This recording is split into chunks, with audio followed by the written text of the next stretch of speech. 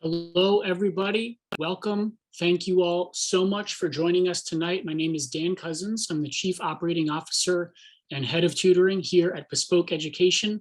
Been here for a long time, been working on these webinars for a very long time, and I'm really excited to share today's webinar with you. This is a brand new one.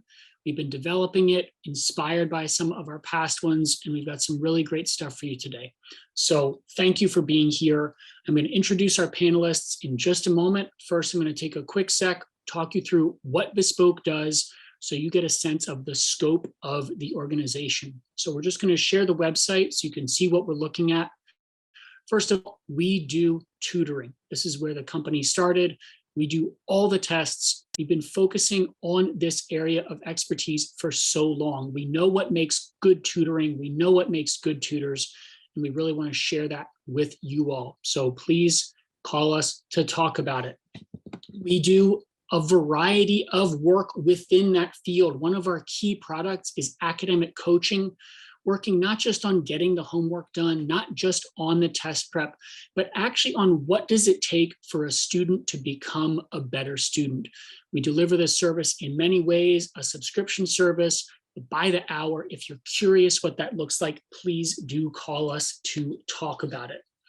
We do webinars. You're here for one. So if you like what you see, please share. They're free. Please spread the word. You can share the recordings, or you can point yourself or others towards our subscription list on our website or towards the YouTube page where you can see many of these.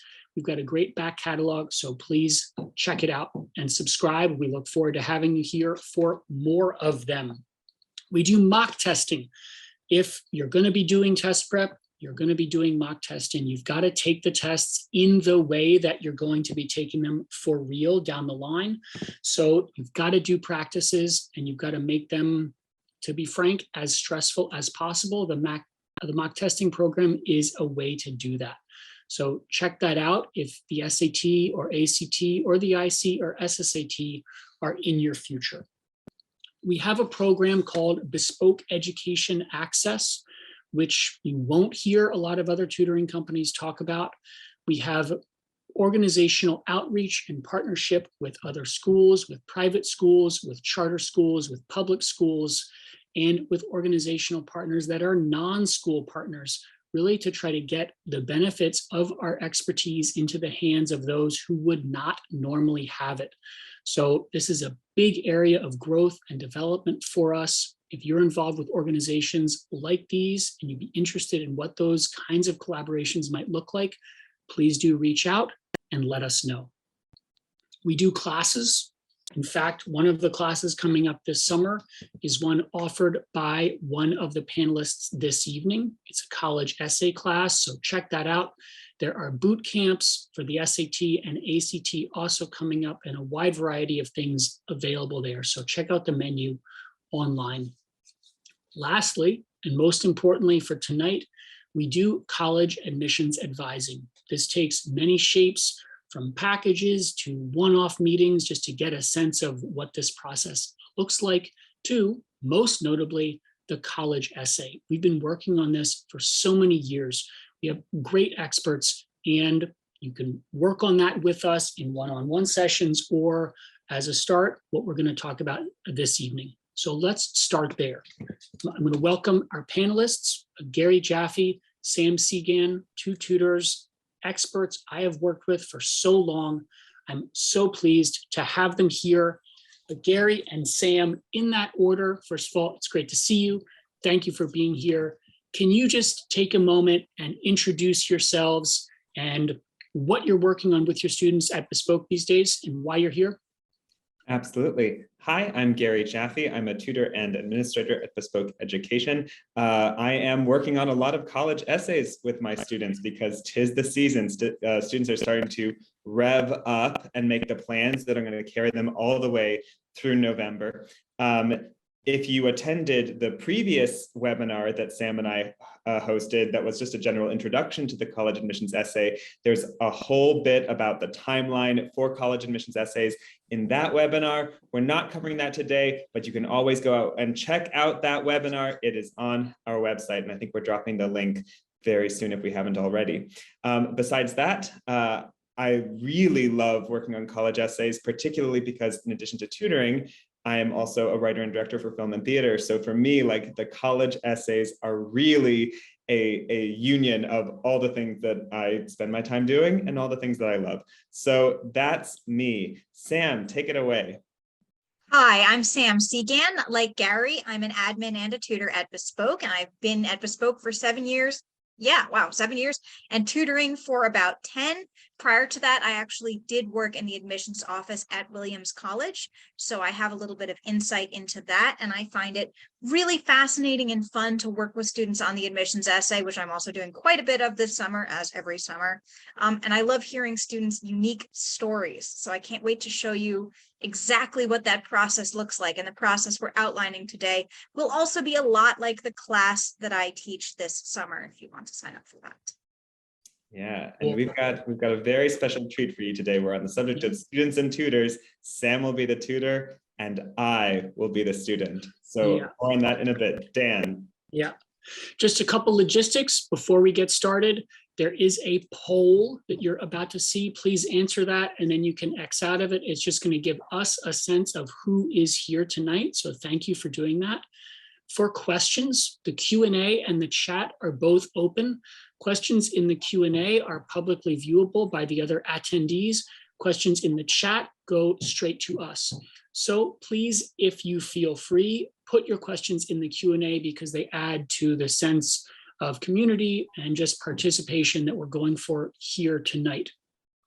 You don't need to scribble down notes. You don't need to take screenshots because this is being recorded, and we'll send that out at the end of this week, hopefully by tomorrow afternoon.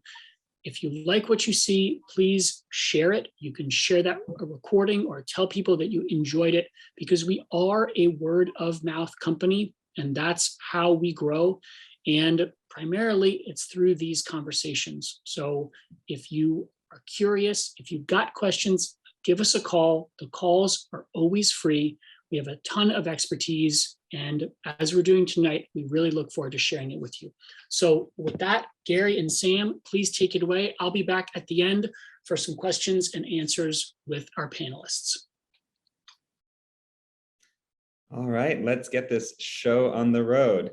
Since we're doing a little bit of play acting tonight. So welcome to the College Essay Masterclass, Crafting a Memorable Personal Statement, something of a sequel, as I mentioned, to our previous introduction. But we are going to start this webinar by doing a quick recap of some of the favorite things that we did on that webinar. In addition to doing that quick refresher at the start, we're then going to do a role play where Sam will be the tutor, I will be the student, and we're going to model together from the beginning to the triumphant end. I was about to say bitter end, no bitterness here. What this process is going to look like. And kind of an exciting, fun way, I'm going to turn the time back to around 2005. And the Gary who is student Gary who's writing this essay is the real thing. The things that I am writing about and talking about were my real interests. So this is all a pretty authentic idea of like what a student who is a junior, since I know we've got tons of juniors in the crowd, might be thinking about at the time. And throughout, we are happy to answer your questions.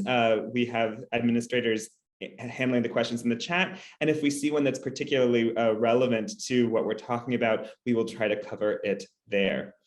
But Sam, can you go ahead and take us on the beginning of our quick refresher and tell us what exactly the admissions essay is? Great. Thanks, Gary. So as we discussed, and if you didn't see that last webinar, again, the link is in the chat. But as we discussed last time, the admissions essay, as it's generally called, is the personal statement. It's 650 words and it appears on the Common App. And it is relatively similar year to year, almost, in fact, identical. A few schools don't officially use the Common App, but to be honest, you'll wind up being able to use the same essay anyway. And this is just a chance for schools to evaluate your story, to evaluate who you are as a person. And I can say from the admissions perspective, it is given a fair amount of weight alongside things like grades and scores. So let's see. So on the next slide, you can see the actual prompts and the questions. for the admissions essay, and we have a link to that below. But I'm going to just be upfront and tell you guys what I'm going to tell student Gary and what I tell all my students. These prompts are not important. If you write a good essay, you'll find a prompt to fit it to. So we're not going to really worry about those today, but I do find that they spark some creativity. You know, if you think about one of these questions, it might light something up inside you. So take a look at them, see if you have any ideas around any of these concepts. So Gary, why don't you tell us what you think makes a good essay? Absolutely. And this is a real fast recap of the last webinar. A good essay is the essay that only you can write. And this, I love this as an expectation of the essay, because it really helps the student find something that is dynamic and specific about their own life. But that means it can and it should be pretty small and even mundane, because you don't have to have saved the world to write a good essay. And I believe that every single student has something specific and personal about their worldview that they can find in that essay. So that's something you should think about. A good essay will reveal your values, that is, what do you care about, and it'll reveal why a college should value you, almost like a pitch. This is who I'm going to be on campus. What you're going to see over the course of this lesson is that student Gary is really going to pitch himself as a theater kid. And what do you know, that is what I went to Yale University to do. And that is what I did while I was there. I directed a bunch and I did not sleep very much at all. And that's going to come through as sort of a premonition in this essay. A good essay is going to show rather than tell and have a beginning that connects to the ending. You're going to see that in action later today. And here's the most important thing. A good essay is going to show personal growth. We're going to face some things that aren't entirely flattering to student Gary in this session, and that's okay, because in order to grow, you have to face your weaknesses and vulnerabilities. And that is often the core of a good college essay. So with that in mind, Sam, guide us through what the lessons are going to be that are the parts of this whole lesson. Wonderful. So this is the outline, shall I say, of how I and most bespoke tutors like to structure the college essay process. Obviously, step one is brainstorming. That's the part where you get out everything, good, bad, seemingly random, and you finally find your way to your topic. Following that, we outline, because it is good to have a robust plan going in, so you're not just facing total chaos. We embellish, we add detail once we've got the bare bones skeleton of the story. And then only at the very end do we begin to pare it back in the editing process. It is only at this very end, only in the editing stage, that I will ask a student to seek out criticism or to offer even criticism of their own work. Until then, it is only yes and, more, great, amazing. Then we introduce criticism.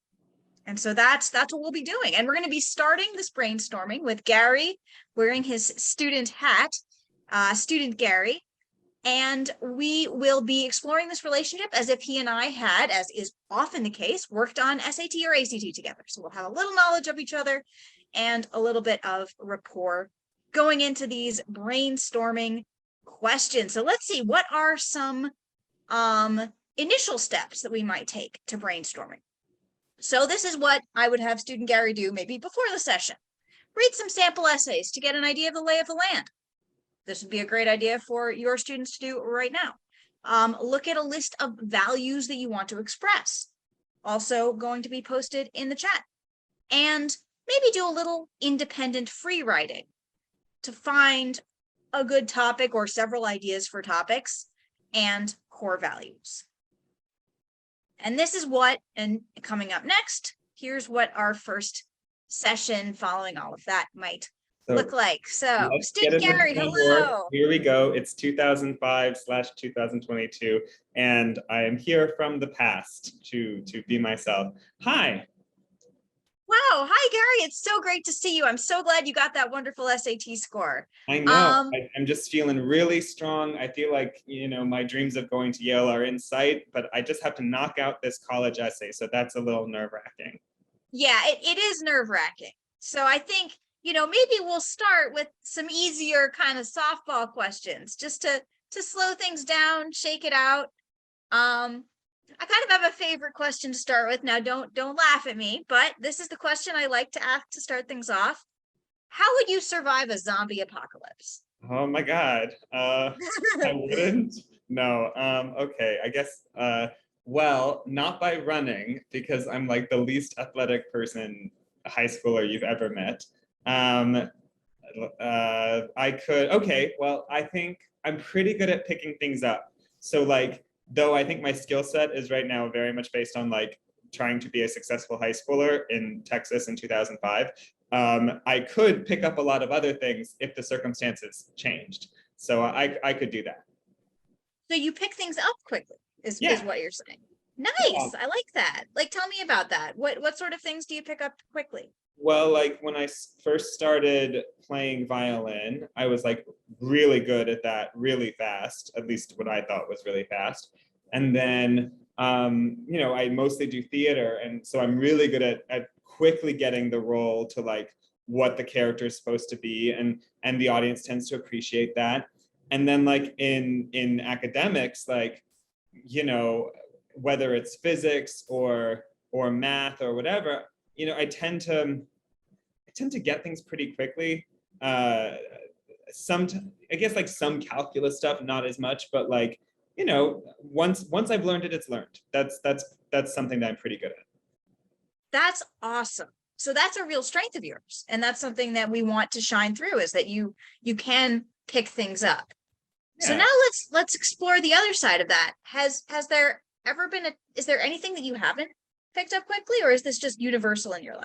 Well, it's almost like picking up things minus sports isn't the hard part. Right. The hard part is like what happens after that. Right. So like orchestra is a good example. I was like the best violinist for a time, and then I was like the front of the first violin section, and then I slowly started to feel like my friends who I was better than like creeping up behind me, and then they like supplanted me, and then suddenly I was the back of the first violin section, which isn't to say that I was bad, but like I wasn't the best anymore, and that was kind of confusing to me, because I had picked it up so quickly. And what wound up happening with that? I quit. Yeah, okay. So okay, like the real story here is that orchestra and theater didn't really get along, so I had to choose. But like I was already pretty feeling like down and out, and I wasn't really like practicing anymore. And like I felt really joyful being on stage practicing, like doing those rehearsals, and I didn't really feel very joyful like doing etudes or whatever to get my whatever finger placement right. So I think I stopped caring and I quit. So that's what I did there. So theater is the major foreground of your life. It's the thing you do every day. It's the thing you feel joy and passion about.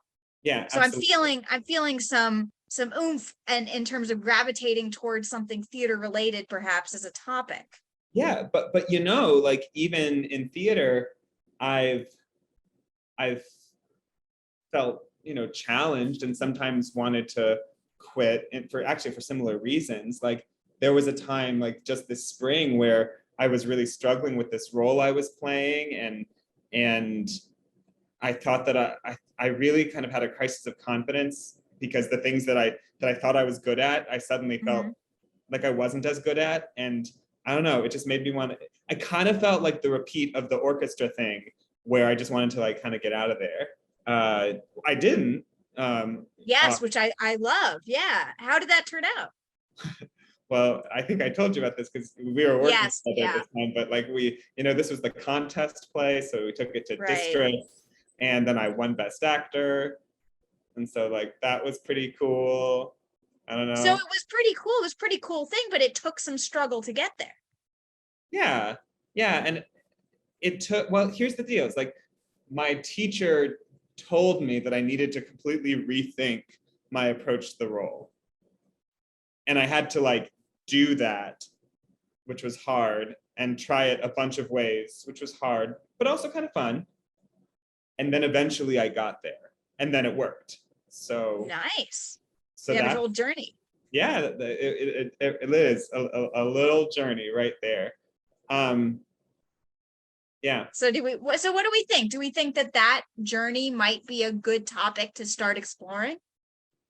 Yeah, although I do I really want to write about like quitting?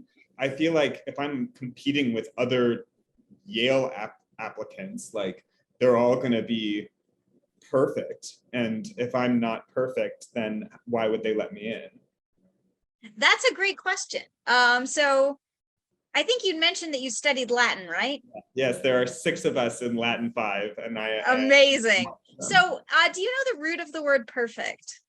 I do actually. Amazing. So, okay, you ready? Yes. Perfect comes from per and facere factus, or facio facere factus. Per means through, and factus means done. Right. So do you So like perfect is done through, basically. done through. Do you think colleges want students who are already done? No, theoretically, they want students who are just getting started.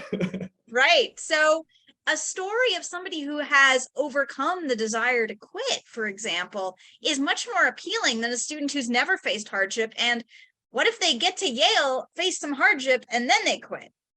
You know? What if they think they're done and they're not done? Yeah.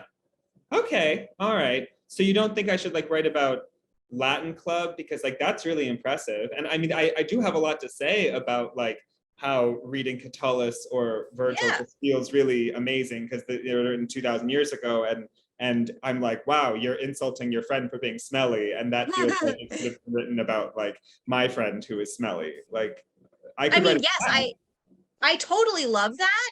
I feel like we've done a lot of work to bring out this sort of more central narrative. Why don't you do some writing on Latin, and we'll compare it and maybe save it and use it as a supplement. You've got lots of supplements, but I feel like, yeah. Cool. Nice. Cool. Amazing. And so pause. We've come to the end of the brainstorming. Obviously, it wouldn't usually be this quick, but let's see the outcome on the next slide. Topics. Amazing. What do you know? So this is how they usually shake out. We have some conversations. Some of the starting points are pretty simple, like the students' activities. And it's an obvious choice to write, not obvious, but not a bad choice to write about an activity that's important to you, that you plan to continue in college. And we also got to something that causes a struggle, because that is, as Gary well knows, the center of any good narrative is the struggle. And so we got to see this strength and also the other side of the coin. And to point a finger a little bit at some of the strategies that Sam was using here, that all of our great bespoke tutors use, is she was yes-anding. She was asking follow-up questions, a lot of, tell me more about that. Or maybe she heard something that was of interest and she's like, there's something interesting there. Tell me about that. And then there was even a moment, or a couple moments really, where I was starting to second guess, or I was starting to have sort of a, well, shouldn't we do this instead of that? And she both yes-anded my impulse while also guiding me in a direction that she knew would lead us to the most productive end possible. So telling me that my Latin stuff is a great idea and should definitely be free written for the supplements, while keeping me focused on the topic that she thinks is going to give us more to talk about. That is some like classic, everything moves forward, but they move in different directions that our tutors do excellently. And I will reflect also one thing back on what student Gary did that I would commend in a genuine student of mine, which is he was not afraid of being very open and honest and sharing things that were not successes. And you'll find the students among you, or those of you who are standing in for students, parents, and so forth, that is where students will find the most fruitful material. Amazing. Absolutely. Now, one thing that is a really valuable thing to be doing for brainstorming is to just start with a list of values, which we've alluded to. So, Tutor Sam, take it away. Guide student Gary through some values. So this usually comes after we choose a topic, but it can come before if it's more likely to get you thinking. Some of us are more philosophical, and some of us are more story oriented, and that's wonderful.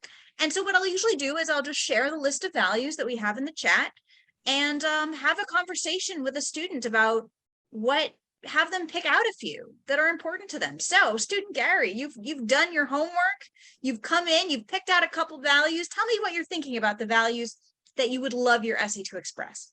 Well, from this list, I see ability to fail. I like that a lot because I think I had to fail 1,000 times in order to find the way in that allowed me to succeed. And I think by listening and learning to keep going, that showed maybe like flexibility, like I had to change, and I had to change my path. That's hard, but it took some flexibility, and also some stick-to-itness, like some resilience. So those would be my values, like learning to fail, flexibility, resilience. Oh, and I remember in class my teacher talked about this thing called a growth mindset. P.S. If you're interested in growth mindsets, we have a great Bespoke webinar about growth mindsets and fixed mindsets. So check the link. My teacher was telling me about growth mindsets and how it's like, don't think of yourself as being good or bad, but think of yourself as like being on a journey regardless. And I think that's something, I think I really was like, oh, I'm good at theater. And then I had to learn, like, actually, I'm on a journey with theater, and that's stronger and better. So that would be there too. I love it. Let's take a look at this list we've generated, or you've generated, on the next slide. And we see here student Gary's list of excellent values. And this is also a litmus test. This is a test of whether or not your topic choice is robust, right?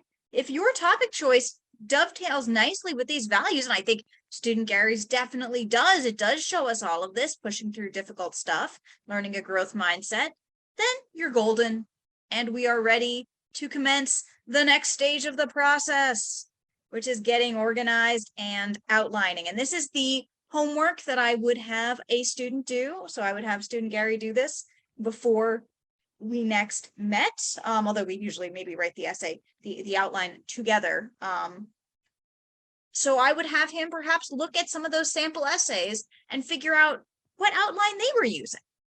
So, read an essay you love and see, oh, okay, so they began with this beat and then so on and so forth. I would also have student Gary use, and this is kind of funny because this is present Gary's favorite thing, story structure. So I will have present Gary, tutor Gary, I should say, tell us about story structure before we get to writing the outline. And this is something definitely, if you are going to rewatch this webinar, it's worth it just for this slide. So let's take a look at story structure. Right. So on this next slide, if you attended the first webinar, you heard me go a little bit more in depth about narrative essays and the hero's journey at the core of them. In essence, what this map is showing us is the way that at the core of most stories, there is a protagonist who has a want, desire, or need, as we see in the bottom left, who then pursues that need in what feels like is a false victory, like, oh, this is easy, but then wham, hits the obstacles which drive them toward an all is lost or a dark night of the soul, in which they have to really assess, hey, what was the thing that I wanted versus what's the thing that I need? Quote the Rolling Stones, you can't always get what you want, but if you try sometimes, you just might find you get what you need. But that inner search allows them to transform and try again, which will lead to the true victory, which may or may not involve them getting the thing that they wanted, but hopefully will get the thing that they really needed, which is the self-knowledge. And even in 650 words, especially in 650 words, a narrative essay will follow this format. And here's the cool thing. you're not plagiarizing if you steal this format, because this format has been around for literally thousands of years. This is just story. And so if a student can take their experience and map it onto this outline, that's a way of using the bones of good storytelling, but making it specific to their experience through their own perspective. But if you attended the last webinar, you would also have heard Sam talk about analytic essays. And one thing we're going to demonstrate today is that an essay can hybridize both. So Sam, show me the way an analytic journey looks and what we might see of that in the essay that we're going to write today. Amazing. So on this next slide, we can actually see that outlines can vary. The essay itself doesn't necessarily need to be a narrative, even if it does include a lot of those narrative beats, as you'll see. Even if it is a story that has its triumphs and ups and downs, the structure of your essay doesn't itself need to be a story. You can instead just begin with us in a scene, seeing through your eyes, hearing through your ears, experiencing an experience alongside you so that we're on your side. And then you can go inside. You can take us into the workings of your mind, and you can explain why this experience is meaningful to you. You can teach us a little. We love learning. We love learning even in the admissions office of colleges. And at the end, you'll arrive at a conclusion and come full circle, perhaps back to a scene. Yes, a scene that is similar to the beginning scene, and the conclusion will leave us feeling like you've taken us on an internal journey, if not an external one. Right. The nature of an internal journey, I feel like, is always, And you're going to see that in this essay I write today, there is a preponderance of rhetorical questions, because honestly, that's how my brain works, that I ask questions of myself and then I try to answer them. That is a stylistic choice that student Gary will use, but not all students may. And I think that's just about honoring your voice. But yeah, we're going to combine this narrative arc with like the, what do I really think about this? Anyway, let's take a look. Sam, guide me through how you're going to help me use this hero's journey to begin my outline. Amazing. So student Gary has taken home that beautiful diagram of the hero's journey sent back to him by his future self, and has come back to me with this really excellent preliminary outline. So student Gary, great job on the homework. Tell me about this outline you've written. Well, so I was looking at that shape that I mysteriously sent myself from the future, like this is Back to the Future. And I thought to myself, what's the real want or desire here? And I thought I really wanted to give a good performance. Like at the end of the day, that's what I wanted. So then leading to the false victory that this is going to be easy part, I was like, oh, this is literally going to be easy because I'm good at this. So the idea of doing it effortlessly, just like following my usual pattern, that's the false victory.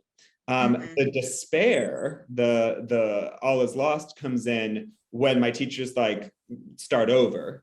Yeah. And I'm like, and then honestly, like I want to quit. I don't want to, I would rather quit than like have to work through something. So that's the despair. But then the triumph is that learning to start over, learning to work through this criticism leads me to best actor. But then like, I feel like the real lesson, like the real victory isn't so much the best actor plaque, but that's on my wall. It's clearly not on my wall in 2022. It is on my wall in 2005. Yes, because we have grown. So it's not Miss Havisham. Anyway, so the lesson learned is the real victory, that like success requires failure and perseverance. And at the end of the day, it's better to just keep playing. Like that's the thing. So that's the real victory. That's the lesson. I love that last part, especially because, as you know, the school already knows your list of accolades, including that award. They do want the story behind that. They do want the lessons you learned from it. Amazing. So this is wonderful. Do you feel ready to write just from this? No, I feel like I need it now. This is like a good start, but I want to beat it out like as an outline. Yeah, so have more of the actual beats of the story. I totally agree with you. Let's take a look at how we can do that. So we'll start plotting it out, you know, scene by scene, if you will, kind of like a play. So what scene, what like vivid experience do you feel can stand in for that moment that made you want to first change your approach? Oh, well, obviously it's like my teacher giving me the note to like start over. Wham, that's the inciting incident, one might call it. I'll start there. And then I think what's next is me having feelings about that. Yeah, so just feelings. Yeah, like I'm frustrated, I'm reacting, like this isn't how this is usually supposed to go. And I can So probably, what action can we tag the feling to? So we want to tag that feeling to something that we can make kind of a scene. Yeah, like staring at the script and being like, how do I do this? You know, what do I do? So that's the action that happened there. And maybe then I could go on like one of those where I sort of like where I sort of teach the audience, the reader a little bit about who I am, and so I could teach them that I'm like good at everything. I can mention some of the other stuff that we've talked about, like Latin, physics, theater. But then, just like in our brainstorm, I could show the flip side, which is that the flip side of being good quickly is that I tend to quit when it gets hard. And that's where, is it okay for me to talk about quitting orchestra here? Well, in the content, if that were your whole essay, if your whole essay were, I quit orchestra and I'm never doing it again, would that be a good essay? No, because that's dark. Yeah. That's not starting. That's it's a real thing that happened to you, but this whole essay is about how that experience underlies your success and true passion in another arena. So do you think having that be part of your essay is okay? I think like it's going to hover like a ghost. It's going to be like, this too could happen. You don't want the theater to happen to orchestra. Wait, no, strike that, reverse it. You don't want to happen to theater what happened to orchestra. Exactly. And so then we have that turning point, right? And then you decided that you don't want theater to be like orchestra. And show us how that is. What did it look like when you decided you didn't want theater to be like orchestra?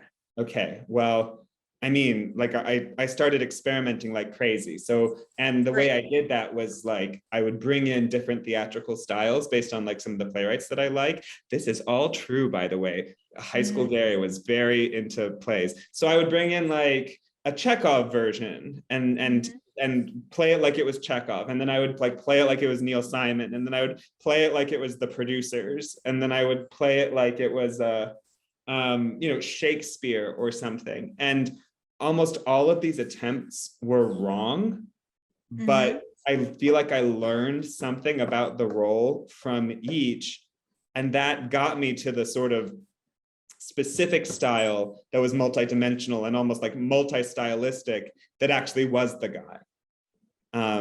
So that was what my experimenting process looked like.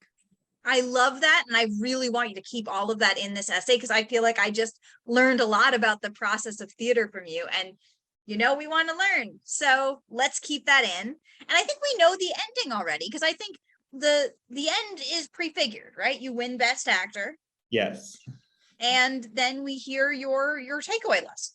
Right, that the real triumph is like learning to start over, learning to keep playing. So that's an outline. Cool. That's an outline. Amazing. Yeah, and this would be usually enough for most students to start writing. This process is pretty straightforward. We're just writing down the beats until the student feels like, or sometimes until I say, maybe we don't have quite enough, let's keep going with the outline, until we have enough to start actually writing, which is what we're all here for. Very exciting. Let's see. Okay, but Sam, I'm having writer's block. I'm staring at the blank page and I don't know what to do. How do I start writing?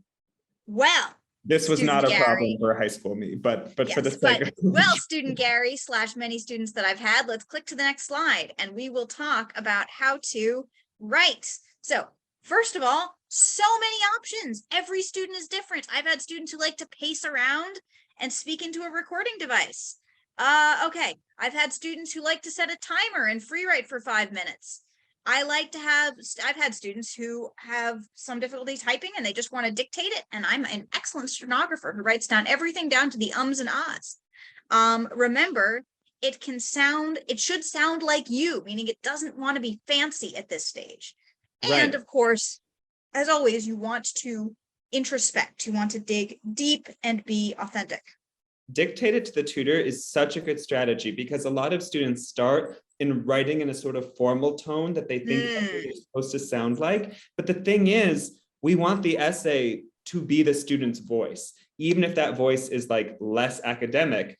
For one thing, because it's proof that it wasn't like overly coached, and it's the student's essay. So this is important. So Tutor Sam, can get me talking here. Great. So let's start with that very first scene. What was it like sitting there and getting criticized? Well, the story began, and you can literally begin with like a, well, once upon a time. If you want. Well, once upon a time, I was standing in rehearsal, and this is 2 slides later, and my teacher, Mr. Harlan, looked at me and he was like, you need to try the role completely differently. And I was like, yikes. And from there, I could literally dictate the story to Tutor Sam. And we would get a messy but effective version of the whole. So let's see what's next. Yes, so we get the messy skeletal version, and obviously if a student is just dictating or if a student is just trying to get the darn thing on the page as quickly as possible, they haven't added those little literary embellishments. And I tell them not to worry about that because we are not worried about that yet. But stage 3, lesson 3 is adding details. And what I tell the student is go paragraph by paragraph, add. Do not cut, do not delete. We delete later. This is just about adding. Use your 5 senses, add details that are relevant to the 5 senses. You'll note that the senses you choose will point to or indicate emotion, and they may even prove to be beautiful metaphors or similes. And don't be afraid of metaphor or simile either. So let's take a look at what this process looks like with the opening paragraph of this essay. So here, student Gary, tell me about this first paragraph that you have written in your bare bones draft. Well, this is where I started. Gary, for tomorrow, I want you to come in with a completely different take on the character. Mr. Harlan, our theater teacher, smiles at me. I'm embarrassed. It sounds like a criticism. And that's wonderful. So what I would say to student Gary is, this is great. It's Hemingway-esque. It's to the point. Let's see, though, what we might be able to add, because we do have 650 words to play with and even more in the first draft before we cut. So describe this theater teacher to me. Describe what you were maybe feeling or experiencing either physically or mentally at this time. All right. Well, my teacher was really warm. He was a nice guy. So I want to emphasize his warmth. And we're going to see that on the next slide. So bring out his warm smile. And he had this thing where he would always sit in the audience with his his knees crossed and his fingers laced over his knee, which I think shows his sort of attitude about things, that it's very kind of calm and reserved. And so I would put that in, the fingers laced over the knee.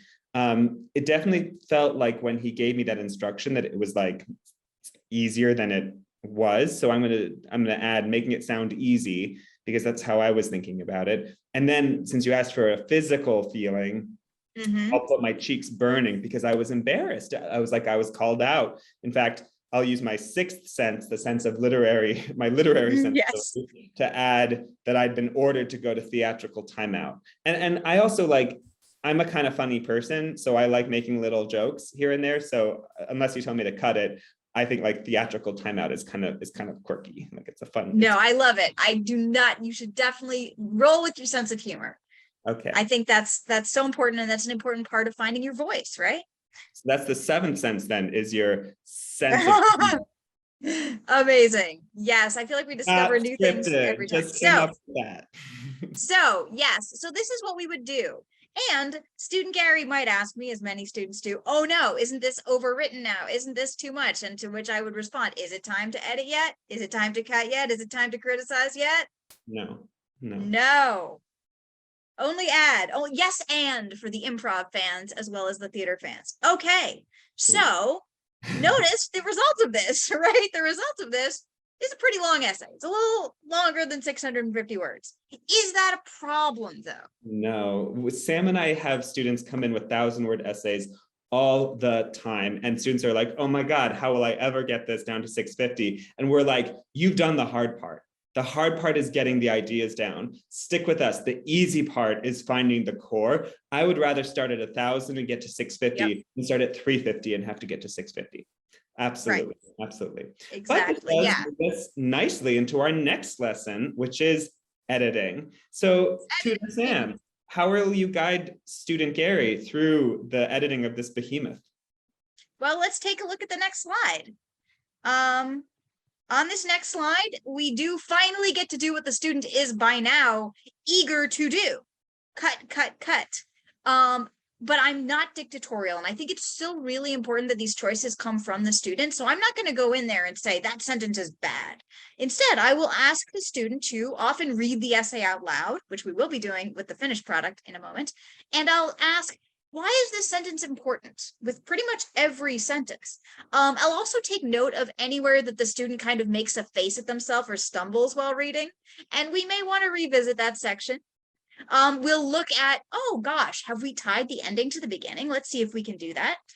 And what we'll be looking at more granularly is kind of the easiest part of editing, which is trying to remove language that is unnecessary or extra, and taking a look at whether modifiers can be folded in, modifiers like adjectives and adverbs can be just folded into stronger verbs. So let's take a look at removing excess language, first of all, in the next slide. I've got a couple examples here. A few of these are about removing things that the reader probably just knows already. For example, our theater teacher is 3 words right there that the reader can conclude based on circumstances.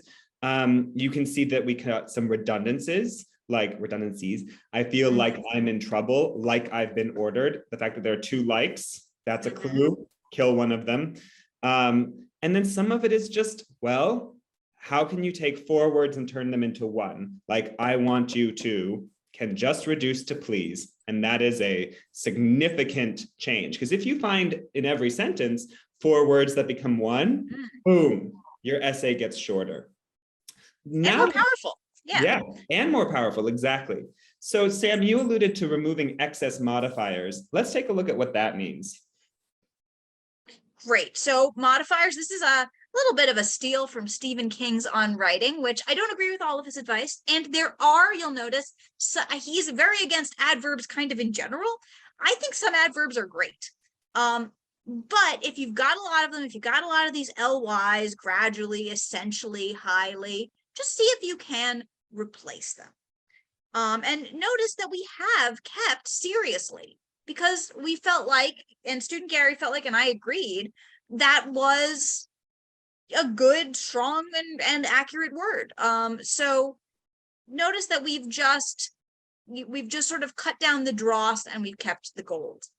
Absolutely. And let's look at the next slide to see what a 1,000-word essay cut down to 650 is going to look like with the strikes in. So you can see that some paragraphs remained fairly whole and some get reduced down to maybe 1 or 2 sentences. And that's really the product of a dialogue between student and tutor about not only what is each sentence doing, but what is each paragraph doing. And you'll see that there's a paragraph in there, which you'll hear when I'm reading it, is when I'm trying all the theatrical styles. And actually, when Sam and I were working on this webinar, I thought for sure Sam was going to say, we can reduce this paragraph. But she said, this is the one that is going to reveal your passion for theater. So we want this chunky. This should be a chunky paragraph. You'll see more of that in a bit.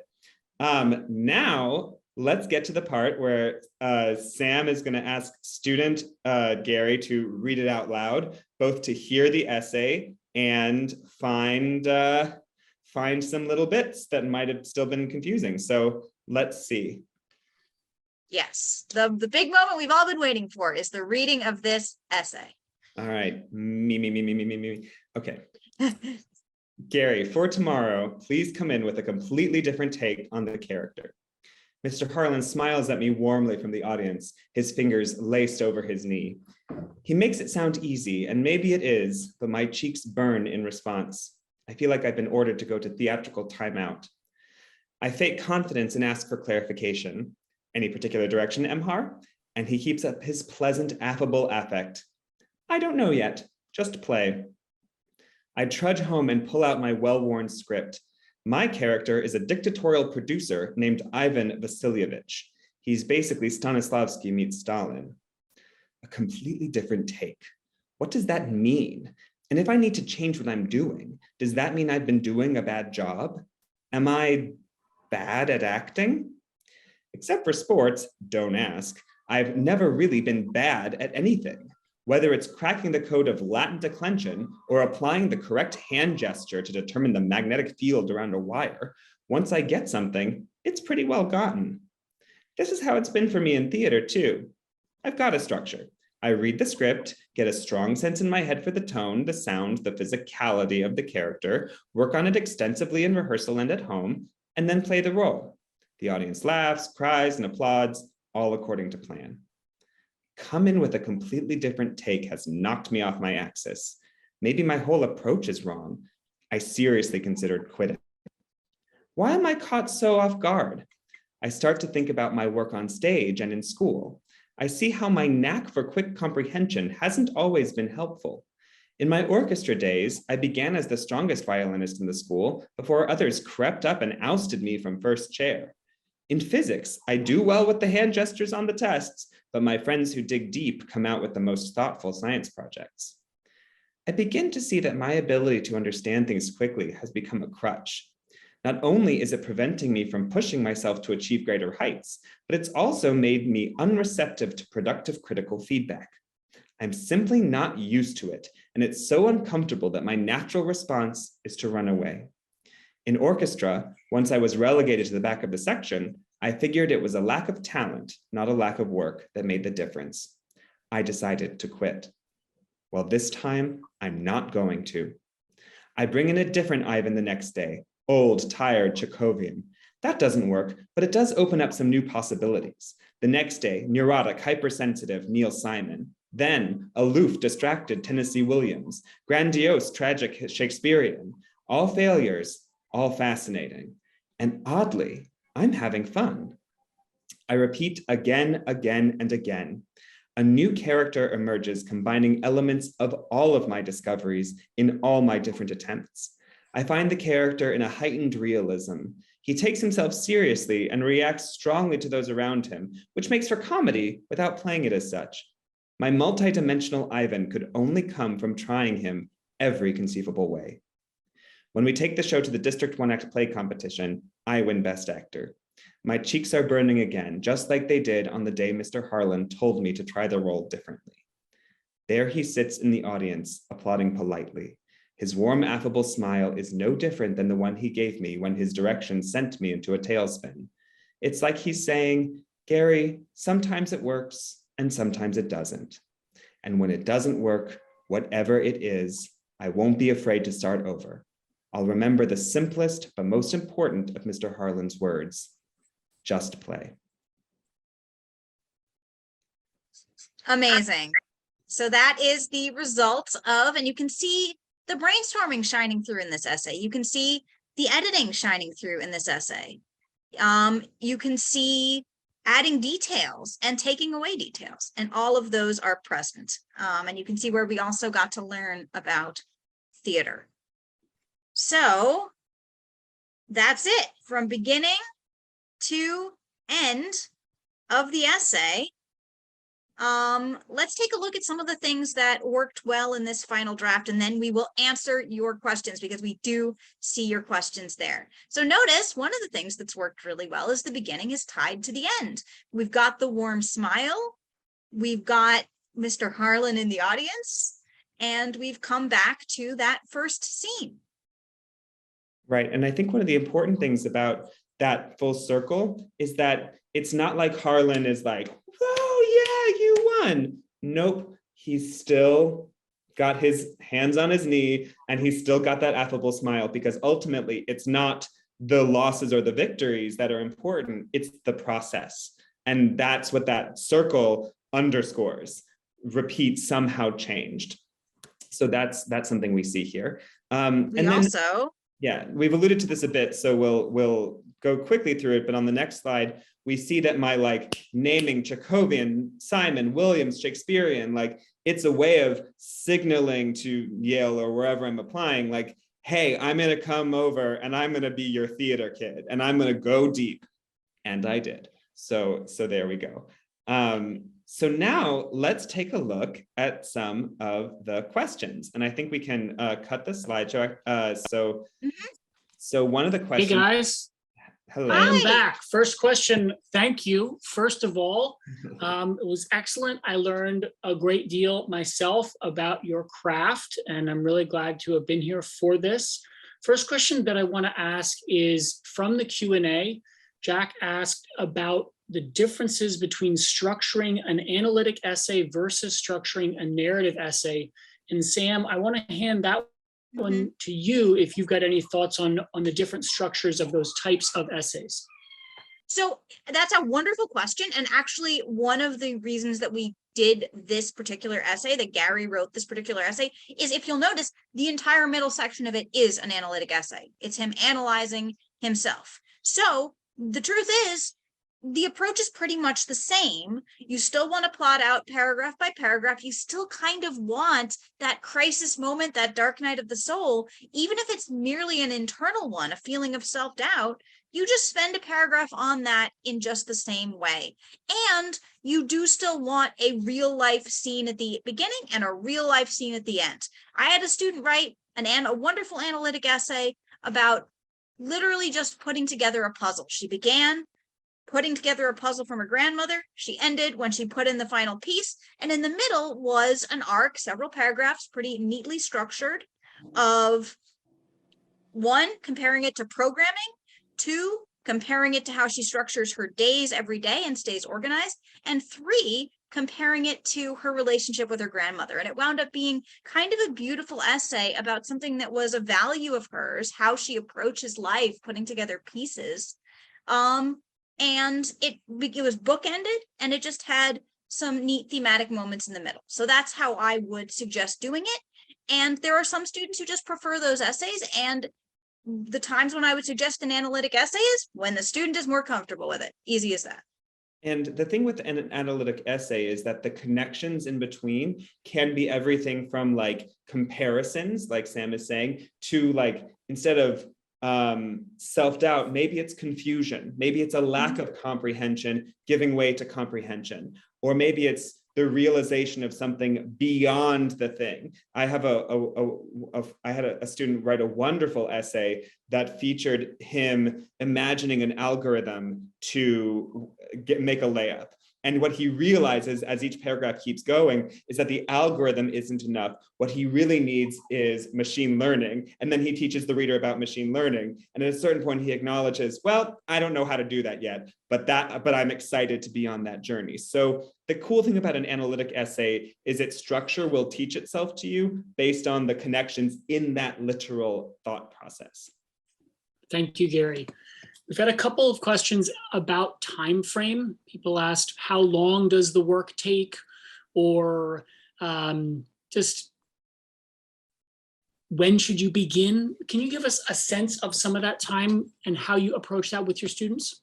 Yeah, and again, plugging the previous webinar, we spend quite a bit of time looking at various timelines in that webinar. So the link is in the chat, check it out. It can accordion. Essentially, if you start now, which is a really great time to start, we have a lot of time to really brainstorm and get everything out to make sure that we're really attacking the right essay. And then everything that doesn't make it into that essay makes its way into the supplementals, in the same way that Latin Club is probably going to end up in a supplemental for me, for student Gary. If you have a later start, which would be August, September, that's going to be more of a click, click, click. Okay, that's the first essay that really can write is the one that we go with. And then it'll be less generous to the supplementals. unless of course you can meet sort of more frequently. What I have found as far as an overall process that includes the common app, the major supplementals, and then the individual, why do you want to go to UMich? Why do you want to go to Hendrickson? Why do you want to go to Evergreen? Is about 20 to 24 hours of tutoring. And I've seen that pattern play out a couple times. Now, if it's only focused on the Common App essay, it can be a lot shorter than that. But boy, there's nothing quite like having the spreadsheet out and being like, okay, so this essay that you wrote for UVA can actually pair to this essay that's for Wisconsin. You just have to cut 100 words, okay. And that work is, it's helpful to have a organizer in chief like pointing this way, because that's what we as Bespoke tutors know, is we know this process, we know how to guide you forward, we know how to be in it, of it, around it, etc. And a big takeaway here, as I just wrote in the chat, is to give this process a lot of time, regardless of how you decide to proceed, whether that's with a tutor or not, or with your uncle who's a good writer or something like that, because it takes time and the patience that you need to have some humbling moments, to reveal them and to dig into what they mean. That's what's going to develop a really good essay. And so please don't try to rush it in a weekend or even in a week or a month, because it takes some time for these ideas to kind of ruminate and bounce against each other and see what rises to the top. So that's huge, is to give it time. Start now.